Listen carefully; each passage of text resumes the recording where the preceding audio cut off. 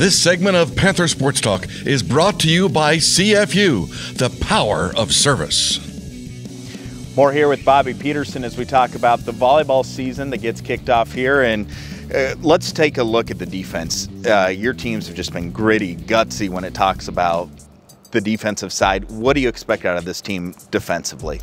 Well, we expect the same thing. I think that's just an expectation within our program. And we lost a few key positions when you look at our backcourt defense, but I think we have people that have been waiting in the wings to get their opportunity to be that scrappy, gritty player. And you also bring some people back that can help lead that.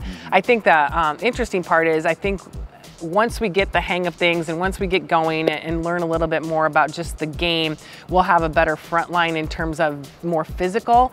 Now we just need to learn the technical part of it, the strategical part of blocking.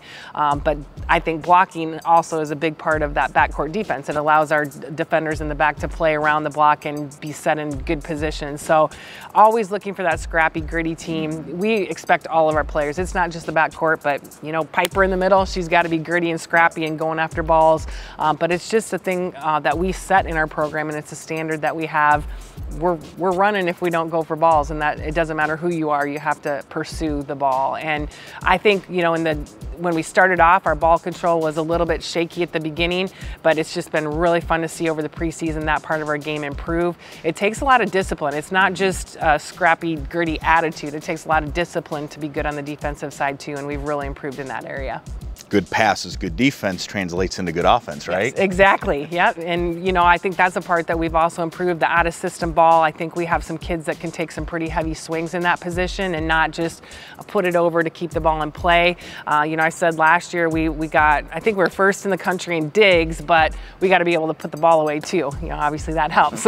So I think we can have some improvement in there. And I think everything is going to take some time. It's going to take some opportunities for people to actually be on the court. It's a lot different than practice. You had a great experience going to Central America this summer with the team. Why was it valuable looking back and what the team accomplished in Nicaragua? I think the biggest part is we just had an experience of so many different things. You know, we got the opportunity to play some great volleyball. We got an opportunity to sightsee and do some really fun things. Everybody was able to get up on a surfboard. I think that was really cool, including myself and all the coaches. So that was really, really fun.